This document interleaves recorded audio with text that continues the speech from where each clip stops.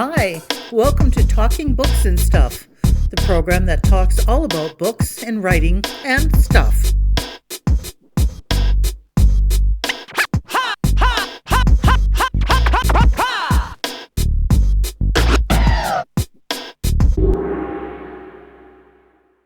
Here's your host, Dennis Rimmer.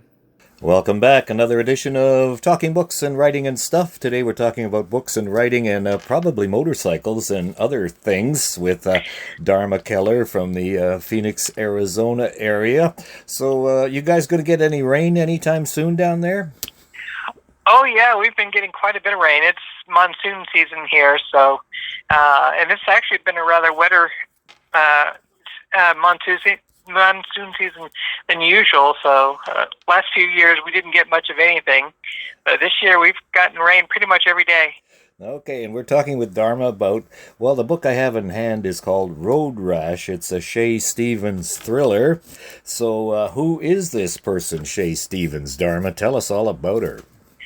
Shea Stevens, well, she grew up as the daughter of an outlaw biker in rural Arizona, and she just kind of grew up thinking that this way of life was normal, and didn't really connect with, how bad things could really be. And then a series of events happened, and she eventually ended up in prison for a while, and the story starts where she's now the owner of her own custom motorcycle bike shop, trying to live the straight life, so to speak, and situations come up that just keep pulling her back into the criminal underground.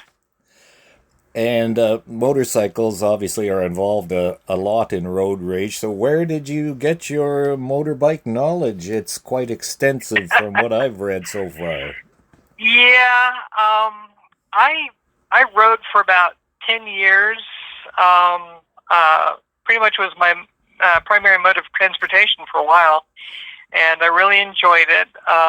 But it also has that downside of the risk of physical injury, and eventually the odds caught up with me, and I just did something stupid, and I ended up dropping my bike and shattered my ankle. So after many years of enjoyable riding across the state and in neighboring states, I had to hang up my helmet. But no. It was a lot of fun in the while.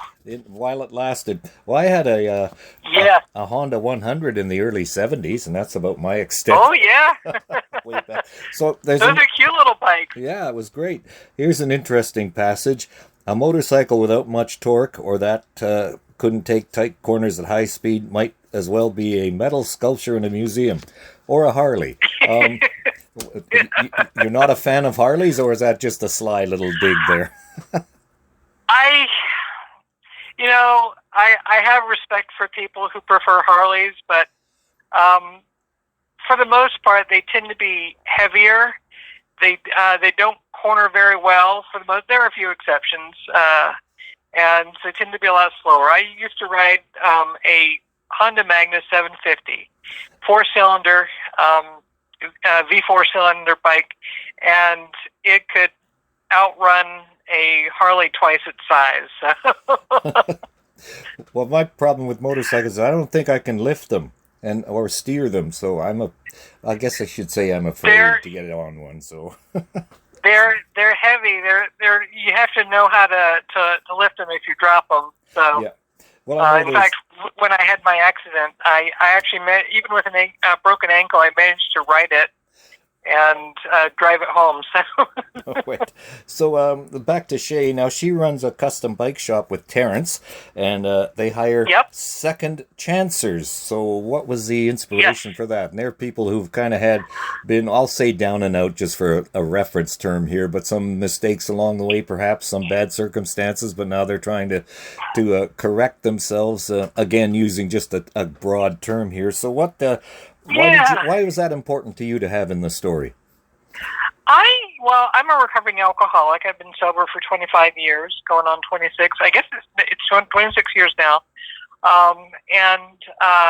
Plus, I saw a story somewhere about a bakery that hired second chancers. I thought, well, that's kind of cool, and they had a lot of luck helping people get back on their feet, and so I thought, well, that'd be kind of an interesting little tidbit to add to the story. And obviously it was. So. Yeah. Yeah. And it's a Road Rash, a Shea Stevens thriller. So why do you write? What's in it for you? What drives you to write? I've just always been a storyteller. I love making up scenarios. When I was a kid, we pretend we were, different things. You'd imagine superhero stories or whatever it was. And when I got to be a teenager, I enjoyed reading, especially enjoyed reading mysteries and thrillers. I was always a Lawrence Block fan. And eventually, when I was a teenager, I got the writing bug, and I started writing then, just really crappy little short stories back in the old days. This was back in the early 80s, late 70s, early 80s. But I never really did anything for a while, and I kind of drifted away from it for a better part of 2 or 3 decades. And then in 2007, someone mentioned something called National Novel Writing Month. I'm like, what's that? Oh, the it's November thing, kind of. NaNoWriMo, National Novel Writing Month, yeah. Yeah, no. And what it is the personal challenge that people all over the world take part in, and the goal is to write a 50,000-word novel in the month of November. And that's taken into account, like, Thanksgiving get-togethers, down here in the States. Yep. People take a week off and spend time. So it's a real challenge, and I tried it, and I won. I actually did it. Wow. And then I did it again the next year. And I said, well, maybe there's something to this. And I spent several years just kind of honing my craft and writing short stories and figuring out story structure and character development and voice and all the different things that you have to know. And eventually I got a book deal. I eventually got a literary agent, and then she signed me with a 2-book deal with an imprint of Penguin Random House. And that was for the first 2 books in the Shea Stevens series. Oh. And that went okay. But then after I didn't meet their sales goals, they decided that, well, we're done with that. So I'm like, okay, now what am I going to do? Right. And so that's when I made the decision to go independent, meaning I'm my own publisher. I hire an editing team. In a lot of cases, I hire cover designers, although I've started to design my own covers, including the one for Road Rash. Mm-hmm. I'm in charge of hiring the people that need to get the book put together. Right. And I do everything that a publisher does. And so it's a really good fit for me. I like the control. I like the creativity. It's quite a demand, but even if you're traditionally published, a lot of the marketing responsibilities still fall back on the author these days. So it's not like in the old days where they'll pay for a book tour and the whole deal. It's like, nope, it's all on you, kid. Yeah. So I know what you mean. I just yep. do it. Because Go ahead. We've done the same thing with our book, which I'll send you a copy of later. Dharma Kelleher is with us. Kelleher. Is writing your full-time job, or do you have a quote-unquote day job? No, I still have the day job. I work as an accountant for a nonprofit here in Arizona. And I enjoy it, but I managed to squeeze some time in for the writing as well. Do you have a set writing routine? Like, how do you get your words onto paper? I get up at 4:45 in the morning, which That's is when I go awfully to bed. early, but but it's all right. The cat usually gets me up about that time anyway. So. Yes, you have a cat called Mouse. I have a cat called Mouse. I do. Yeah, she's a real spitfire. Let me tell you. But I get up at 4:45, and I'm able to telecommute to my job 4 days a week, so I only have to go into the office 1 day a week. So that gives me about an hour and a half time, a few hours in the morning to write before I actually have to have breakfast and get ready for the day. But and then on weekends I do my writing as well. So. And Shea Stevens isn't your only series. What's the other one you got going, or the other ones? The other series is the Jinx Ballou Bounty Hunter series. And she is a professional bounty hunter. When people miss their court date and jump bail, she's there to call them back in. Now, is that an actual thing? People actually do that? It is an actual thing. At least in Arizona, it is an actual thing. Different states have different rules. Some states don't allow bounty hunters. I don't know what the rules are in Canada, but it is a legitimate thing. They're licensed to the state, and it's very interesting profession. So, after I parted ways with Random House, I was trying to think, well, I want to write something that's still kind of different, not the usual police procedural or amateur sleuth mystery or, whatever that. I mean, and I enjoy reading those, but I wanted to write something different because I'm just kind of a different person. And so my wife was the one that came up with the idea for a bounty hunter. And I'm like, yeah, a bounty hunter. So I did a lot of research. Right. Read a lot of books on the actual profession, not just like, I love the Stephanie Plum series by Jenna Ivanovich, but my books are a lot grittier than hers. Well, I like grit, so that's good. And I like your book, the one I have in my hand here, that says not for resale, so I won't be doing that. Shea Stevens thriller with Dharma, Kelleher, and Dark Pariah Press. So that's your imprint, right? That is my imprint, yes. And where'd you come up with that name? Well, I originally started out as just Pariah Press, and the logo is a black sheep because I'm kind of a black sheep. I'm a transgender author. I kind of do my own thing, and bit of a pariah, especially these days here in the States. Yeah. But so I'm the black sheep of the family, so it just all kind of fit. So I went with that. It's a good name. I love it, and I was hoping it was, something that was nationwide, but it's your own backyard. So how do you, let's get to the nuts and bolts of the book business. How do you get your books out to the audience?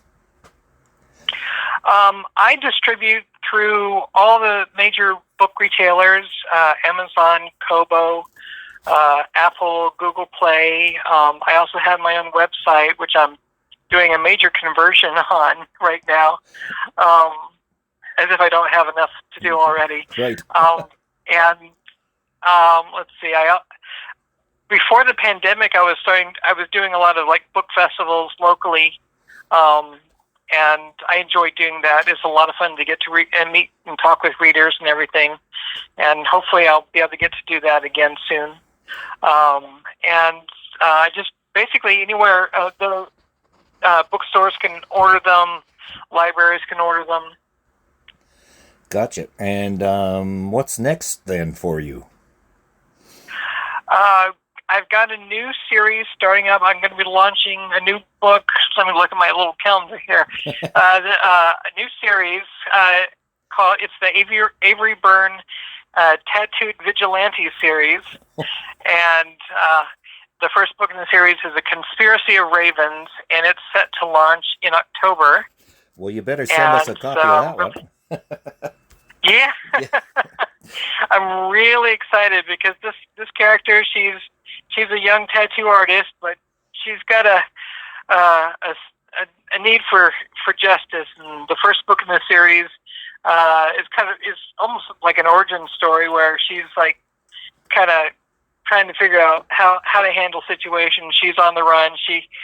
She comes across a bag of mobster money, so that was the inspiration for that story. It's right. You find a bag full of mobster money, what do you do with it? Yeah.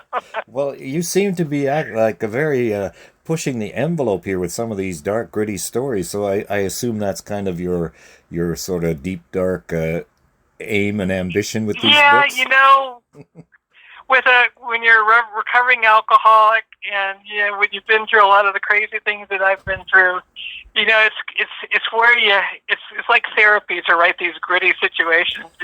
Yeah. You're in a bad mood, you just kill off a bad character or a good character. Yeah, that's what sometimes you have to, you like a character, but you have to kill the person or get rid of them or have them, something bad happen to them. So, not that I'm... Yeah, I've done that. I've done that. And then I did that with one of my books, and I had my wife read it, and she said, well, I like this story, but I hate that you killed off this character. I'm like, well, it just kind of seems like where the story needed to go. She said, I hate it. I hate it. Like, so I kind of found a way to bring him back at the end of the story. Oh, no. Well, I'm not a fiction writer, so I don't understand how people can have these characters go swirling around in their brains all the time, and then... my brain just doesn't stop, let me tell you. That's right. So, back to the book here, Road Rash, Dharma Kelleher. Yeah. How do you save someone who doesn't want to be saved? Now, that's a broad question with probably no answer to it. Like, there's people on the political spectrum, let's say, who won't change their minds no matter what. There's religious people who won't change no matter what. There's people with different thoughts and beliefs that won't change no matter what. So, right. Do you have an answer for that question? I don't have an answer, but the story centers around she's been hired by a friend of hers, and her friend's daughter has gotten involved with a cult here in Arizona, and she's an adult. She's a very young adult. She's like 19 or something like that. So the days of abducting someone and taking them to be detoxed or whatever, I forget what the term is, but trying to get rid of all the brainwashing, that's no longer a legal avenue. You can get arrested for kidnapping in such a scenario, even if you're trying to act in the person's best interest. Deprogramming, that's the word I was looking for. Yes, I was thinking that. Yeah, and so that doesn't, so she's like, okay, because Shea's kind of person, she likes to go in and handle things by force, Mm-hmm. She's old school. She's a kick-ass person, I can tell just by looking at her. Exactly. None of this negotiation, touchy-feely kind of stuff. But it's like Jack Reacher. Her friend is desperate. She's really worried about her, and so Shea agrees to help out, and she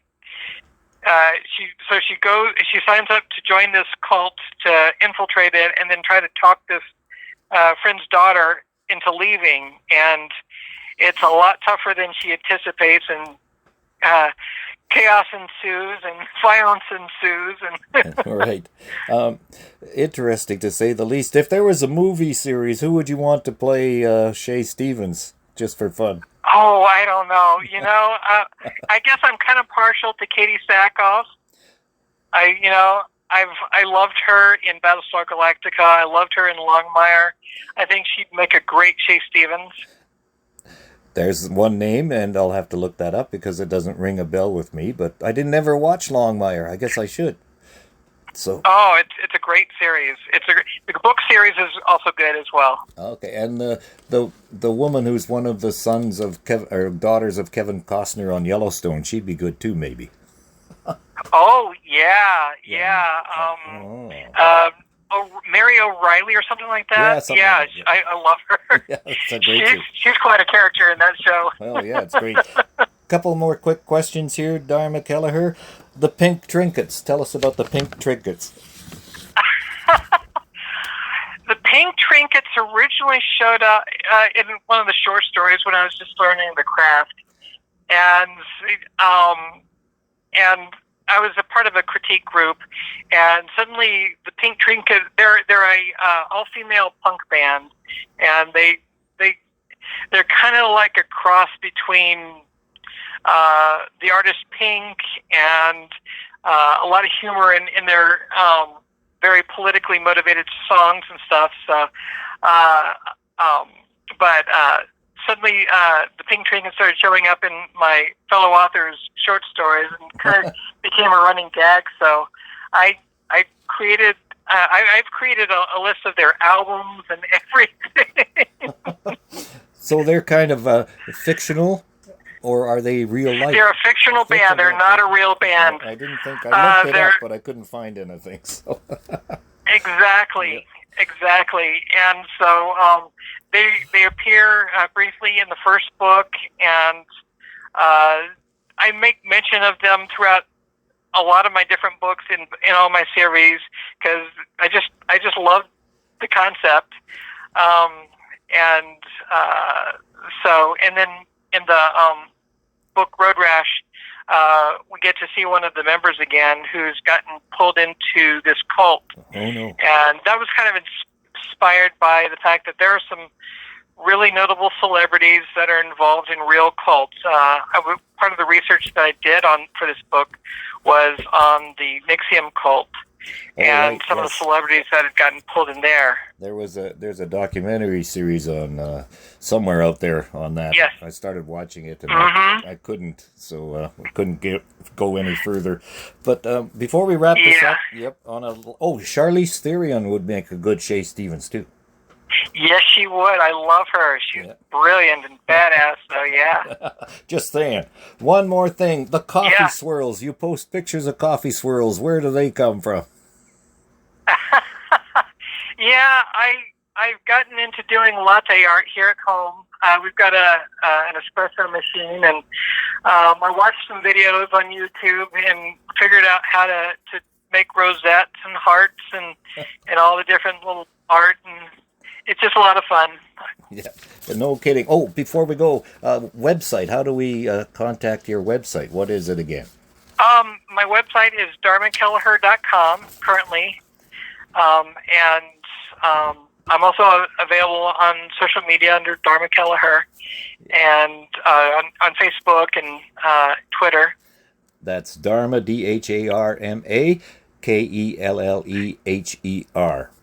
Just kind of That's correct, yes. Like the show Dharma and Greg from the 90s, which I liked. Exactly, yeah. There's a long story behind the name, let me tell you. We'll save that for another time. Oh, there's another contest you should look into from Anvil Press in Vancouver, BC. You think writing in a month was hard? Try writing over the Labor Day weekend. Whew! Yeah, that would be a challenge. It's a 3-day novel writing contest, and in my previous life, I interviewed one of the winners from the 80s, and then we just had another one on a while back, so who just won the 2021 contest, something like that. So, yeah, that's a thing. Wow, I don't know if I'm up to trying that, but that's something to look forward to. So there you go, the Coffee Swirls, the Pink Triangle Trinkets, and Dark Pariah Press, and Road Rash, the Shea Stevens Thrillers, and also, what's the Bounty Hunter's name? Jinx Ballou. Jinx Ballou, like Cat Ballou? Yeah, like Cat Ballou, or there's a character in a recurring character in the Lawrence Block Matt Scudder series called Mick Ballou, and she was kind of inspired by that. Great. Dharma, thank you very much for your time. We'll get this up there and running. Thank you so much. We hope you get some reaction from it. I appreciate it. You have a great time. Thank you. Thank you for visiting with us today. This is Talking Books and Stuff with Dennis Rimmer. Contact him at dennis@talkingbooks.tk. Thank you, and may all the good news be yours. Oh, and don't forget to check out his book, The Great Canadian Notebook, available across Canada and at amazon.ca.